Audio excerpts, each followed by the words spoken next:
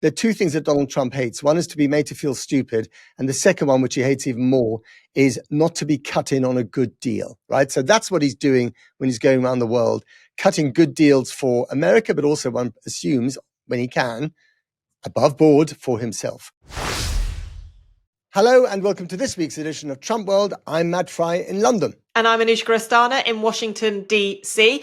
Donald Trump is in neither of our locations this week. He is on a tour of Asia. He has been to Malaysia. He has been to Japan and now South Korea, where tomorrow we're going to have a big meeting between him and President Xi Jinping. And we'll talk about that trade deal a lot. But in the meantime, there's plenty of else going on, isn't there? You bet there is. So there was an extraordinary interview given by Steve Bannon this week to The Economist. And Steve Bannon, as you know, was, of course, Trump's chief strategist in the first Trump administration. He didn't last very long. He was sacked after, I think, 6 months or so. And I've got a little story about that because I met him in a hotel, in his hotel room in Rome. And we spent 2 hours talking to each other. And I'll tell you about that in a minute because that was quite an interesting insight. But anyway, the reason why we're talking about him now is that he gave an interview to the editor of The Economist and the deputy editor. And he said lots of incredibly abrasive things in that interview.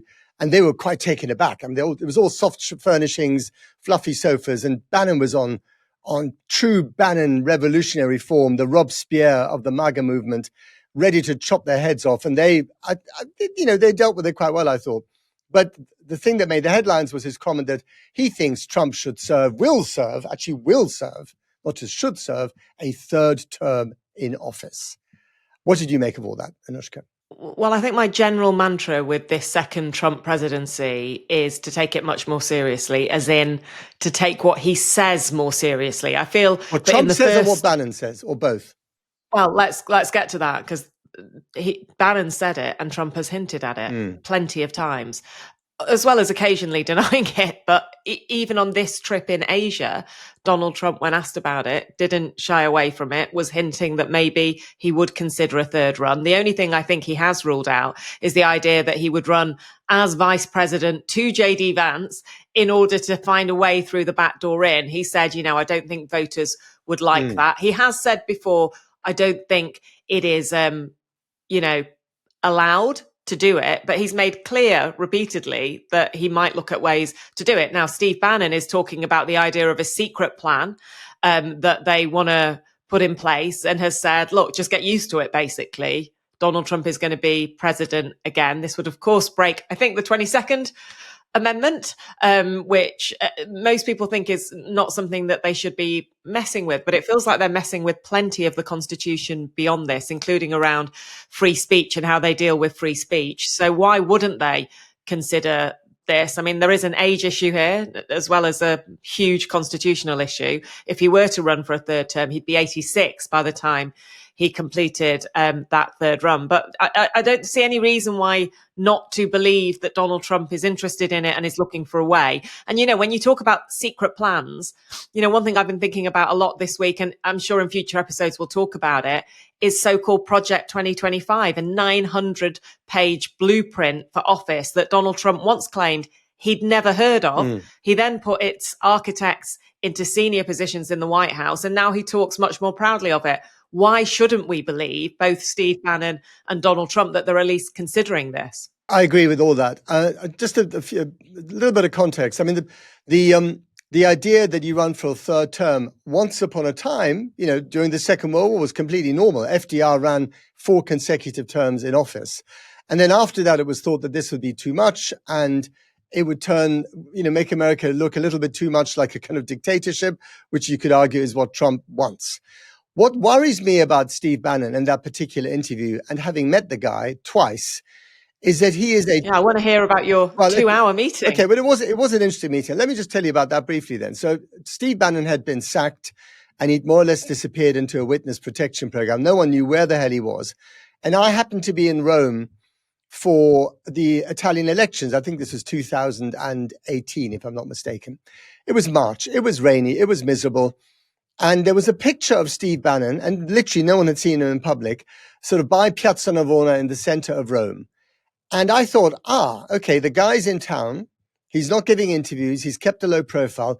I bet you he's staying at the Raphael Hotel, which is a sort of ivy-clad boutique hotel next to Piazza Navona. Anyway, I walk into the hotel lobby and I say, I'd like to see my old friend, Steve Bannon. At that stage, I'd never met the guy. And the woman says, that's room 518. Bingo, right? And then at that moment, these two heavies get up in the lobby. They were clearly his bodyguards and said, why are you here to see Steve? I've also written this book on Italy, and I'm sure he's here for the Italian elections. And I'd love to talk to him about those. Anyway, I waited in the lobby for 10 minutes. I was then summoned up to his room. And he opened the door. It was dark inside, and he held out the phone, which had the Amazon order number of my book on Italy, the Unfinished Revolution on it. And I promise you, Anushka, I don't think anyone had ordered that book in a decade, right? But he ordered it. He found it, which is a very flattering thing to do. And then he invited me in, and he was such a notorious character at the time, even more so than now, because he was essentially, Trump's brain running this first Trump administration. And it was a suite, and there was a bottle of wine that had not been opened, although there's always something vaguely unsober about the way he appears. He hadn't touched a drop of alcohol, and I didn't drink either. And then we spent 2 hours without cameras talking. And so it's worth, giving you the build up to then describe what happened, which is that he offloaded about Donald Trump and Jared Kushner and Ivanka and Melania with a degree of rudeness that would make the most, effervescent episodes of In the Thick of It look tame by comparison. I mean, he was dropping F-bombs like there was no tomorrow. And he basically said Trump is more or less, he wasn't very complimentary about him. It was off the record, so I'm not going to quote you from him. But the general mood of it was, this guy, is not as smart as he thinks he is. But I'm really, really smart. And what did also come across, and this is what came across in the Economist interview, is that Bannon is a real revolutionary. He really genuinely believes that America is fighting a revolution to what he calls getting back to genuine capitalism, away from corporatism, in favor of the little guy or the average guy who's been screwed by the big companies. And of course, Bernie Sanders would, heartily agree with him on that one. So would Zoran Mamdani, the guy who's going to be the next mayor of New York, most likely. AOC, probably as well.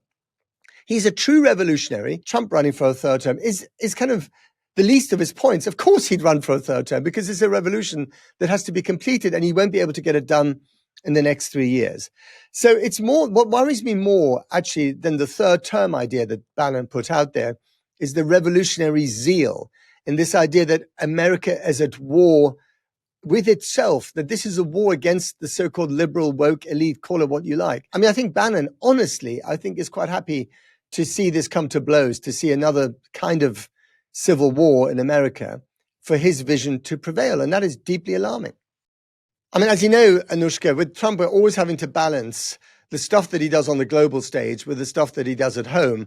And the Bannon interview is very much in the latter category. And I do think we have to look at the first 9 months of the Trump administration, let alone the next 3 years and what might happen afterwards, as a kind of revolutionary approach to American governance, challenging, possibly tearing up the Constitution, taking on the big institutions of the American state, whether it's the federal government or elite universities like Harvard. I mean, Trump's got a lot of fight in him. It was all announced in Project 2025, and that old cliche in the first administration, you've got to take him seriously, but not literally, is nonsense. You've got to take him seriously and literally. And of course, that is what foreign leaders are learning as well. They're on a learning curve how to deal with Donald Trump. And this week, it was the turn of Asia and starting off with Southeast Asia, Anushka. Yeah, what I find really interesting is to watch the way foreign leaders are fawning to Trump because they really genuinely think he can have an influence on, conflicts around the world. And I think that is genuine. I think they believe that he can have. And we've seen that this week, in fact, in Malaysia. He was there overseeing a signing of an agreement between Thailand and Cambodia. He called it a peace deal. I noticed that the Thai foreign minister afterwards, when asked, is this a peace deal, wouldn't actually go there. But he did talk about a pathway to peace. We had a situation in which the Cambodian PM said publicly, I want to nominate you for a Nobel Peace Prize. And we're told actually by the White House press secretary, Caroline Levitt that Prime Minister Taikachi, the new Prime Minister in Japan, has also told Donald Trump that she too will nominate him for a Nobel Peace Prize. Although Japan, and I think they have history on this because I think they actually nominated him back in 2019. They never say publicly because they believe the Nobel Peace Prize process says you shouldn't do that. And as you say, at the same time, you know, and there's genuine, actually, I should mention Sudan as well. You know, talking to people in the region over this week, they were saying to me, every person involved in peacekeeping on the ground wants to get the ear of Donald Trump. They believe genuinely that his influence can make a difference because it actually brings both sides to the table in a way that perhaps previous people had not done, including actually Biden when it comes to Sudan.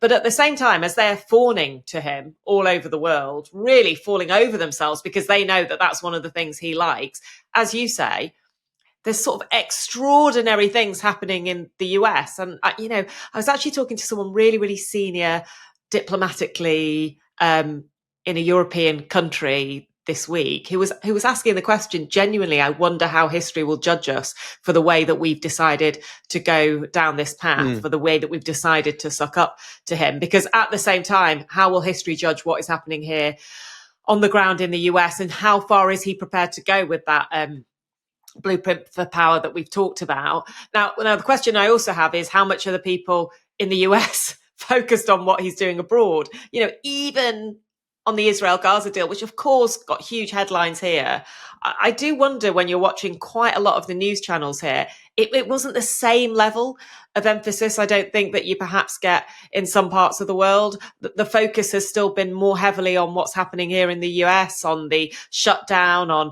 you know, questions again today over President Biden's fitness in terms of his health.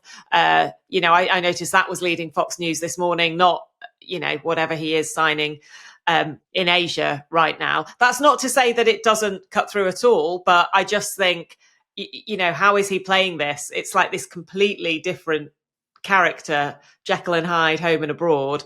And what do the Americans think? It is all about that? the exercise of Trump's power in different ways. So if you just look at the last week, you know, the Trump power comes in different shapes and sizes. It's packaged in different ways. So the most obvious recipient of Trump's, you know, generosity was one Javier Milei, the president of Argentina, who was going to lose a midterm election and has now won that election, or rather his party's won the election in a midterm election, but it was essential for him to win it in order to continue his revolutionary libertarian economic program, a sort of condensation of what Musk was always on about, you know, cut down the federal government to the bone, you know, then lower taxes, deregulate, and then the kind of animal instincts of capitalism will take over, which is why Milei always campaigned with a chainsaw.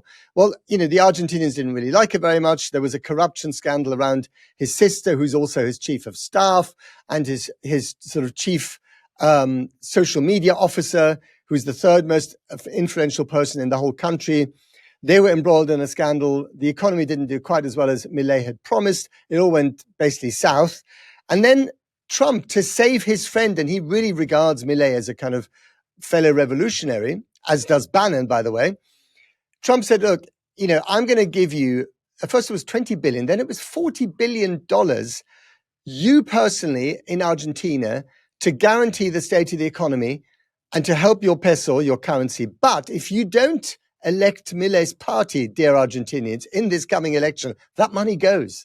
Can you imagine? I was actually watching the polls when they originally made that offer, and they did literally spike for Milei's party after America intervened. And watching, you know, Scott Bessent, the Treasury Secretary, was also talking about that original $20 million when Milei visited the White House, and was absolutely clear that basically we support your politics. We cannot let communists, as they were saying, get in. And we've seen a very different reaction to left-wing governments in South America. So let's, you know, in terms of this Asia trip now. But yeah, I tell you, can I just add one little thing? You mentioned that, you know, that everyone, have you, by the way, have you nominated him yet for a Nobel Prize? Because I have.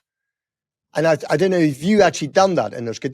Don't smile so insincerely. This is important. You show me that email trail, Matt. I'll believe you when I see it. You should nominate him for a prize. We could do it together. TrumpWorld nominates Trump for a Nobel Peace Prize. But look, there must be someone somewhere must have written a sort of checklist of all the things you need to do to avoid the worst treatment of Trump. So nominate him for that sodding prize, then do what the Malaysian did, Anwar Ibrahim, in two interesting things. When Trump arrived in Malaysia, Anwar Ibrahim laid on the Malaysian Air Force as an escort. That is a really good idea, as long as Trump doesn't feel that those planes might collide or shoot him down. And then rather daringly, he made a joke about Trump possibly going to jail, which was really it's not in the guidebook. He said, of course, we have something in common, President Trump. I spent 10 years in jail and you almost went to jail last year. I'm not sure if Trump smiled at that stage or not.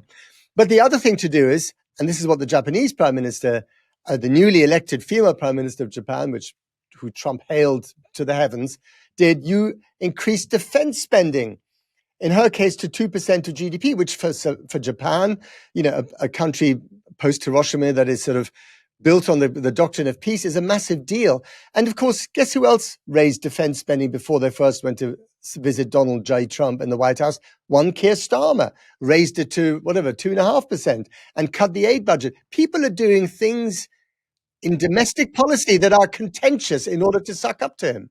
You could, whether you would argue NATO countries raising defence spending as contentious or not, I think it's fairly popular as well among populations. But they're doing it. The timing of it is all to do with him. I mean, they were doing it anyway. Yeah. But they're doing it more in order to suck up to him. And unwinding which bits of these are him having a positive impact on the world and which are him having a chilling impact on the world, is quite complicated. The NATO Secretary General Mark Rutte was here last week, and I managed to speak to him in the corridors, and he was making the argument that it's only because of Trump that NATO are increasing those spending limits, but also saying it in a way because he knows that that's what Trump wants to hear. Interestingly, though, in Japan, lots of warm words, all the sycophancy we've seen elsewhere, the private promise of the nomination, but actually not a trade deal, not a trade breakthrough. They have signed a memorandum of understanding.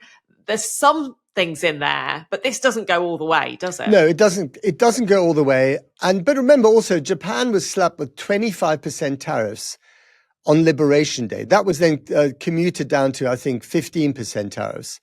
But Japan, Trump has always really liked Japan, and he loved, as much as Trump can love any foreign leader, he loved Shinzo Abe, the late Japanese leader, prime minister, who was mentor to the current new Japanese prime minister. He adored Abe. Abe was constantly over at Mar-a-Lago, not on official visits, but to play golf with Trump. They really hit it off with each other.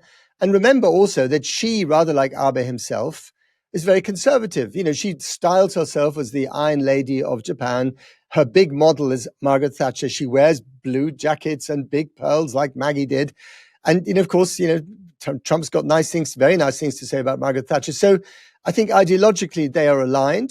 She has done the right thing on defense spending. She's also promised to spend, I think it's $100 billion on American defense equipment, which is always, another part of the kind of Trump welcoming package. And crucially, and this was the kind of point of the Southeast Asian tour, what Trump is trying to do, having basically burned quite a few Asian bridges after Liberation Day, is trying to rebuild those bridges on his own terms so that he can restitch what used to be quite an effective, what they call the Alliance of Islands, the Ring of Islands, around China. It's about containing China. And if you want to contain China, and we'll get to China in a minute, you've got to get on with the Japanese, you've got to get on with the South Koreans, and you've really got to get on with all those, Southeast Asian factory nations that have been producing, Nike sneakers and various other things and selling them very cheaply to the US. And they're really in a bind because they don't trust China, because China is their regional behemoth. And they used to really trust the US after the Vietnam War. But let's not talk about that. They used to really trust the US, and the US was buying all their stuff, and suddenly the US turned against them. So Trump has a problem in that he's been burning so many bridges, and he's now trying to rebuild them, but on transactional Trump terms. And I just wonder whether that kind of alliance will in the end be enough to contain China, because of course China makes a lot of the stuff in those countries in Southeast Asia, the so-called China plus one policy, to get around American sanctions.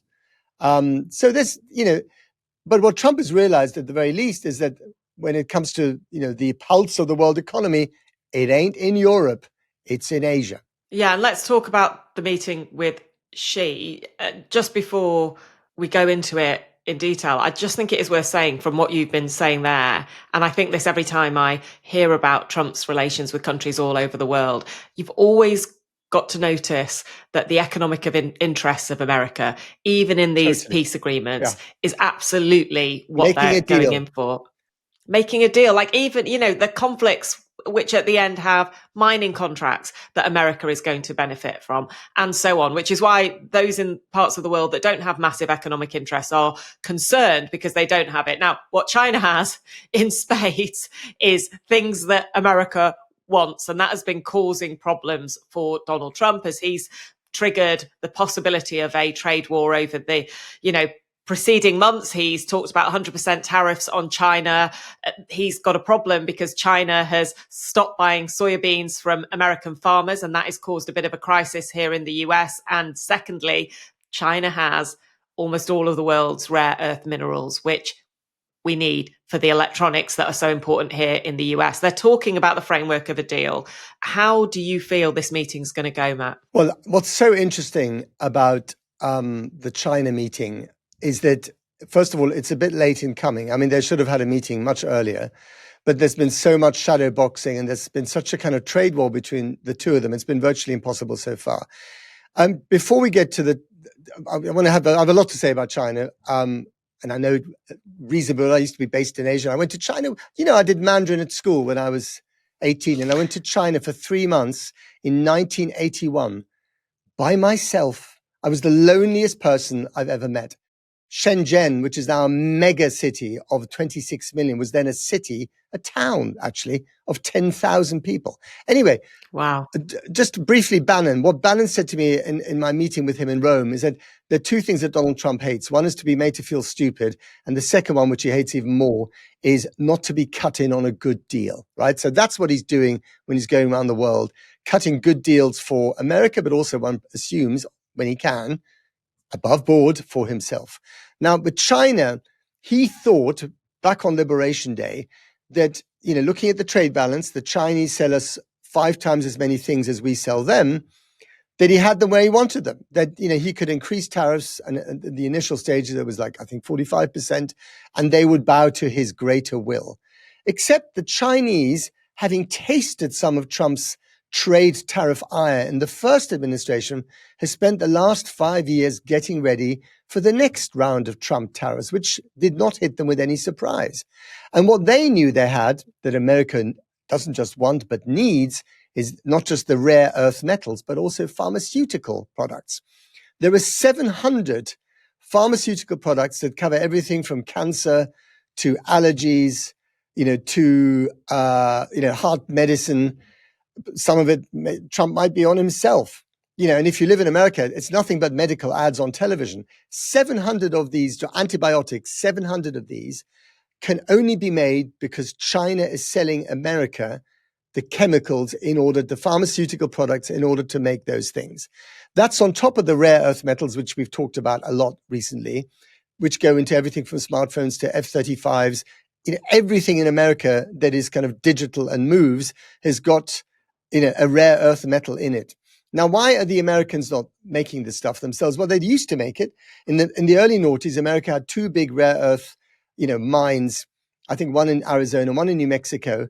But then they weren't making a lot of money because the Chinese were making this stuff more cheaply. And also, they're very dirty to mine. And in China, they don't really give a stuff about the environment. Whereas in America, you kind of, they do, oddly enough. They did. They did. Well, they did.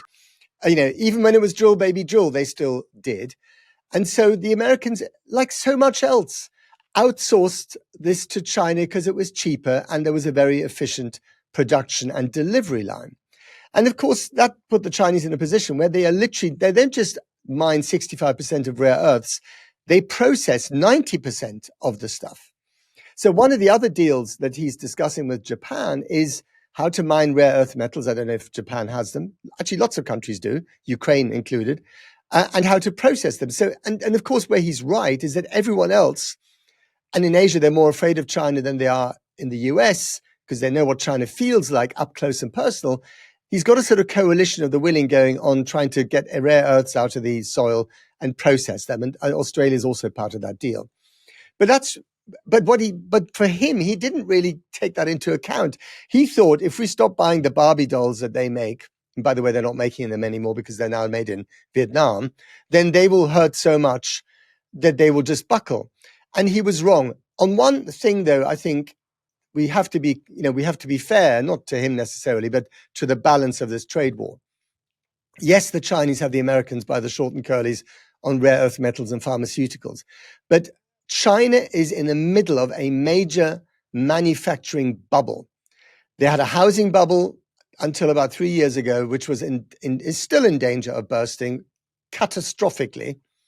Tens of millions of Chinese, formerly farmers, now factory workers or clerks, bought flats that they thought were worth something, and they're not worth that anymore, and they're kind of knee deep in mortgages.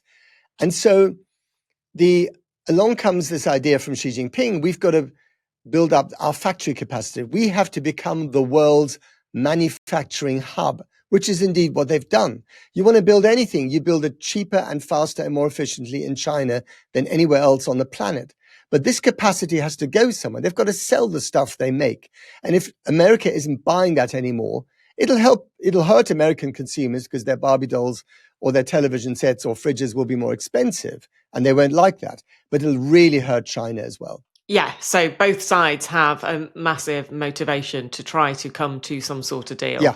I'm not sure if Donald Trump was quite aware of the size of the motivation on his side, as you say. And look, I always find with all of this is, people might not believe that the way he's gone about tariffs is the right way to go about it. And clearly, tariffs are going to impose a financial cost on American consumers. But also, is there an underlying argument there which isn't untrue, which is, when you talked about the idea that, they decided to take the rare earth minerals all from China and many of these other goods, you could argue that was because China was using cheap labor to buy these goods, to make these goods, rather than a comparative advantage in the way economists would originally and purely have talked about it. So I think the issue here is, and I find this in America, there's no big outcry about Trump's tariffs at the moment, partly because I think people sort of buy his underlying argument for it. The question is if and when the prices start to rise at a level that is really quite painful. I think that's huge, because I think that was one of the biggest factors in the last election. And I think it's hard to get around that, basically. Absolutely. And especially for people who don't earn a lot of money, inflation hits low income families much harder than others. Yeah. But the other thing is that, remember, the China tariffs haven't actually kicked in yet because they've been kicked into the long grass. So any inflation resulting from China tariffs, we won't have seen yet. We will get to see that next year. And the other really fascinating thing about Trump is that, like so much in the world, he's sort of 100 years behind everyone else. So he's obsessed with American manufacturing and reviving American manufacturing, like, in the good old days of Bethlehem Steel and, all these big companies, all the early days of the car companies, the car giants. But of course, he doesn't take into account and rarely talks about automation. So if you're a company that can't produce stuff cheaply in China, you produce it in America with robots and with AI, and you're still not going to give those poor American workers their jobs back.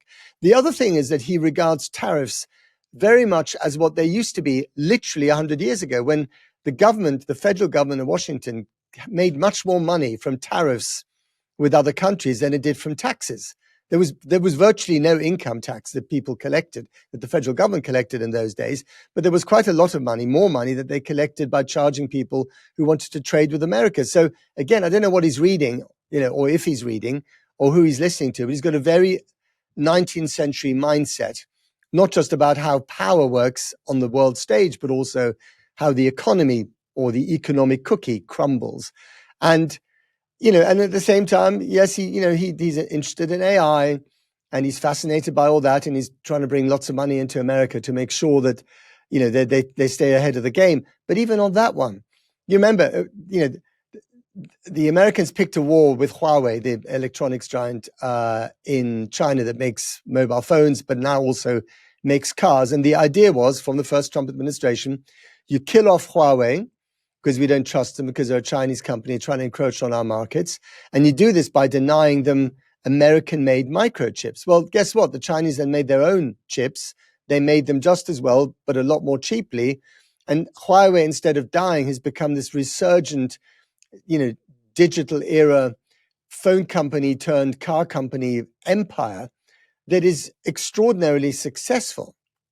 And so you mess with the Chinese at your peril. And the Chinese are very good at using the government, the central government, either with tax incentives or regulations, to basically allow Chinese companies not just to succeed, but also to fail and not be punished for it.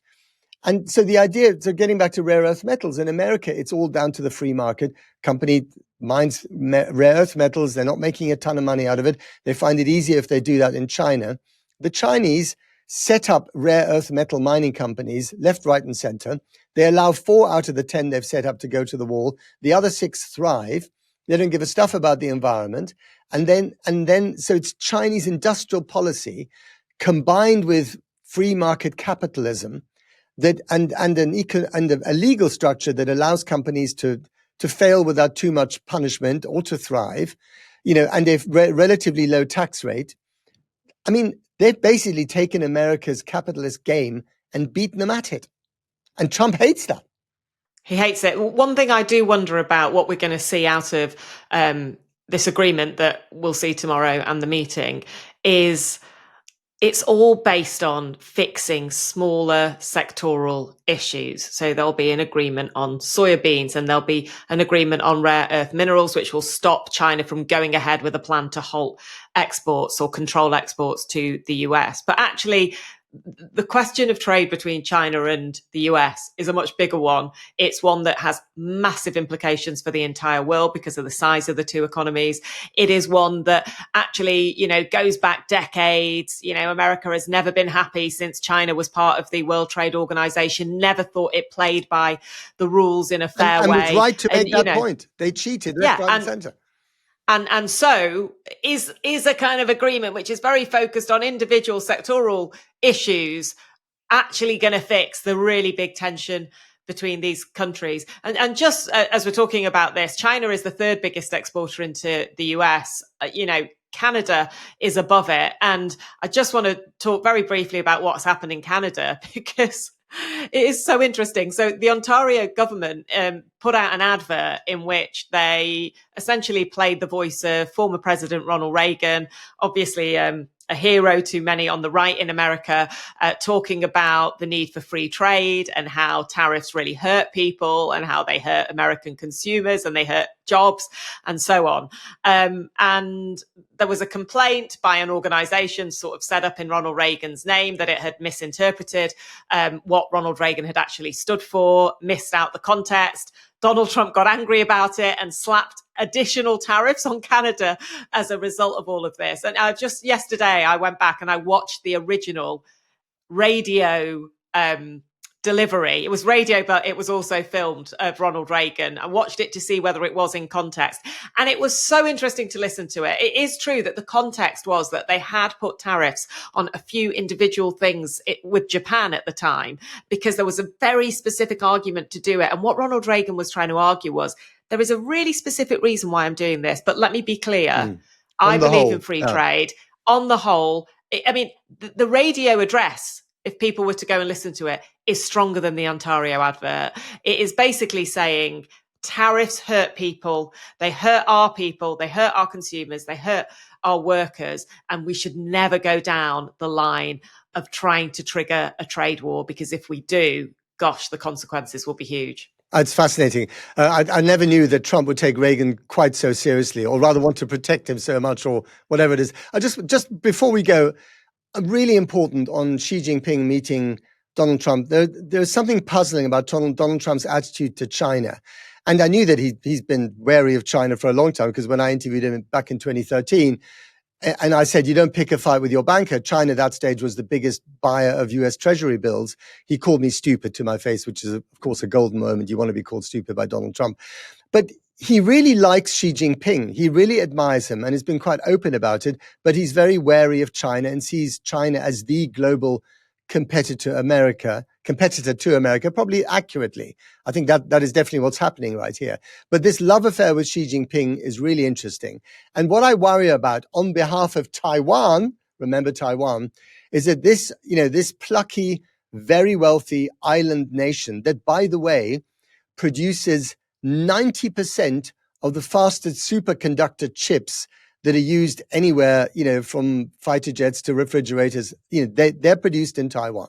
So Taiwan also has something that everyone else needs and wants. But Taiwan doesn't want to be part of China. The president of Taiwan, who was recently elected, is more anti-Chinese or anti the idea of reunification than the previous one was. And so what does Trump do here? Does he do what Biden did, who actually went out of his way to say, I'm going to defend Taiwan, China, if you attack Taiwan, moving away from the policy of constructive ambiguity, which kept the Chinese guessing? Or does he say, as he did to Joe Rogan in the election campaign, why are we protecting all these people who stole our US chip technology, right? That made Taiwanese faces blanch when they heard that. Because it's quite possible in a transactional frame of mind that Trump will say, okay, I'll do a deal with China. What does China really want from Trump other than its markets? It wants its hands off Taiwan. And if America stands away from Taiwan, it'll be so much easier for the People's Liberation Army, to try and invade the island and take it over, which is a very difficult and costly exercise, more difficult arguably than invading Ukraine, because it's an island with a very high coastline, and the Taiwanese are very motivated to fight back, like the Ukrainians. They have quite a good army. They can take out Chinese ships coming their way, et cetera, et cetera. It would be a very, very costly thing to do. And Xi Jinping doesn't trust the People's Liberation Army to do it well enough, to do it relatively bloodlessly. But that is his big ticket item. And if Donald Trump, as part of a trade deal, hints, even just gives the Chinese the green light that makes them think that he may just stand to one side because he doesn't give a damn about principles of democracy and freedom, that's irrelevant. It's about hemispheric power. Then Taiwan is in big trouble. And that is where we then get into an incredibly nervous situation for Asia and possibly for all of us, if he suddenly changes his mind and says, well, actually, I know you've started to invade Taiwan, or you've got a military blockade going on, but actually, I do want to protect them, either because I need their microchips or because I respect what they do. I respect them as a democracy. We don't know. So this is a major point of friction that they may try and sort out in their meeting in South Korea, but they may actually just create more trouble for further down the line. Well, we'll all be watching very closely when these two leaders meet tomorrow. It could have massive ramifications for the world. That's all we've got time for this week on TrumpWorld. I'm Anushka Asthana here in Washington, DC. I'm Frei in London. Goodbye from the two of us, and I hope you enjoyed it. See you next week. See you next week.